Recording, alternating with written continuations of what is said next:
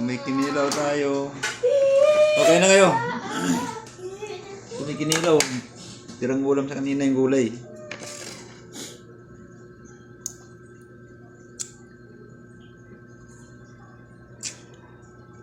Kanin, dapat may ano tayo, kamuti, no? Ayan na. Yan. Kaya nagugutom na. Yeah. Tagal na yan, hindi ako nakatikim ng kinilaw eh. Ito lang. Kaya gumawa ko ng kinilaw eh. Ito lang. Saan? Yummy yan, yummy. Tinali. Pusa, isali yung pagkain yan. Nagpupumiglas.